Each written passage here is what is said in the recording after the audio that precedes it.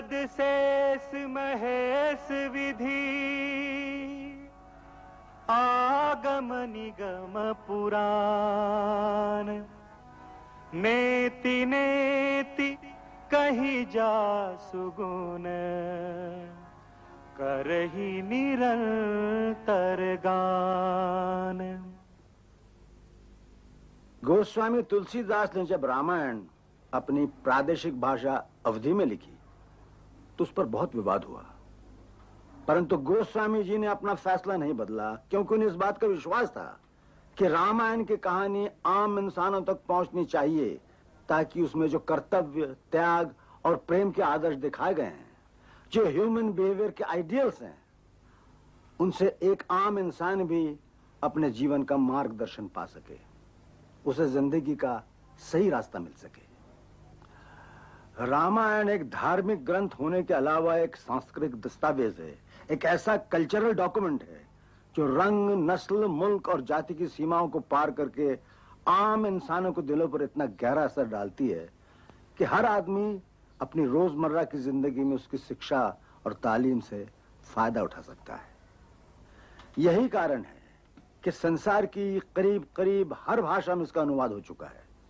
Germany, France, England, रूस, चीन, Iran, Thailand, Indonesia आदि देशों में रामायण को उतने आदर मिला है जितना भारत में।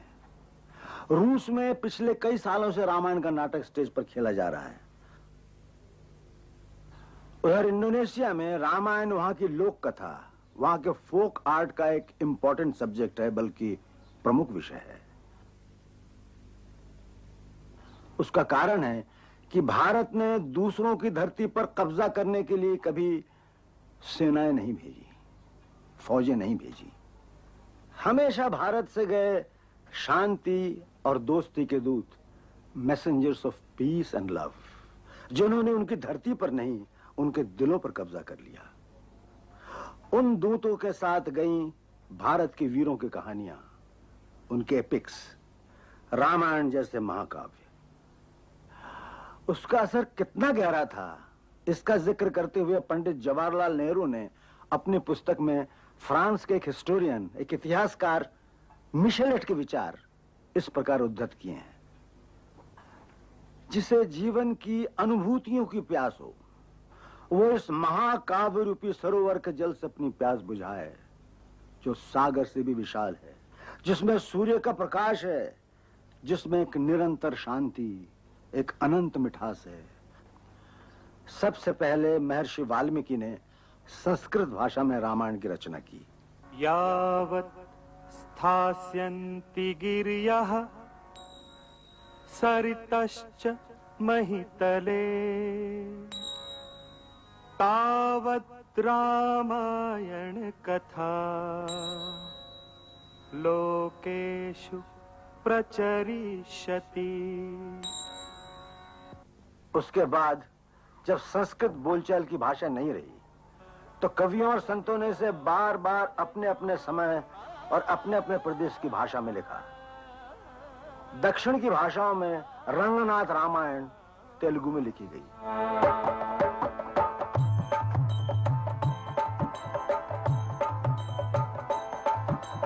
मादेवु गमलाक्षो मम्मेलु देवु, मादेवु गमलाक्षो मम्मेलु देवु, नादी नारायणु नखिल लोकेषु, नादी नारायणु नखिल लोकेषु। उसी तरह महर्षि कंबर ने तमिल में, अलुत्तच्छन ने मलयालम में और नागचंद्र ने कन्नड़ में से लिखा। पूर्व में महाकवि कृत्तिवास ने इसे बंगला भाषा में लिखा और कृत्तिवासी रामायण उनके जीवन काल ही में घर घर में गाई जाने लगी। मधु चैत्र मास शुक्ल श्री राम नवमी, मधु चैत्र मास शुक्ल श्री राम नवमी, शुभक्षणे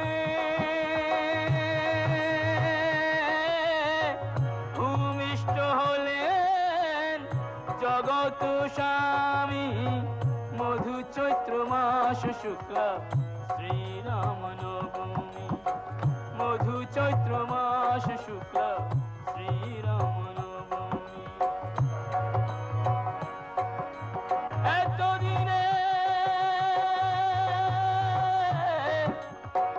এতদিনে দশরথ মনেতে উল্লাস রাম জন্ম রচিলেন পণ্ডিত কীর্তিবাস মধু চৈত্র মাস শুক্ল শ্রীরাম নবমী মধু চৈত্র মাস শুক্ল শ্রীরাम नवमी। उसी प्रकार पश्चिमी तट के निकट महाराष्ट्र में संत एकनाथ ने ये गाथा बड़े भावपूर्ण अंदाज में गाई। श्री रामच्युत वृक्ष प्रभर श्री रामच्युत वृक्ष प्रभर त्यावरी वाल्मीकि कवि कोकिल त्यावरी वाल्मीकि कवि कोकिल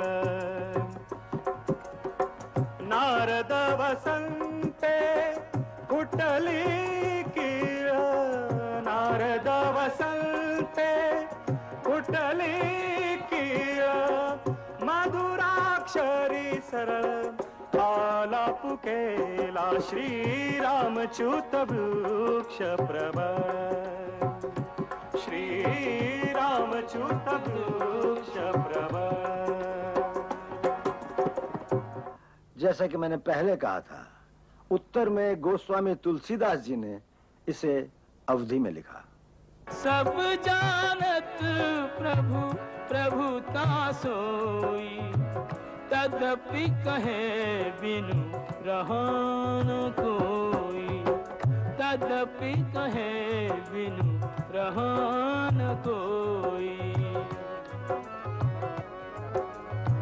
सीताराम चरित अति पावन सीताराम चरित अति पावन मधुर सरस अरु अति मन भावन मधुर सरस अरु अति मन भावन।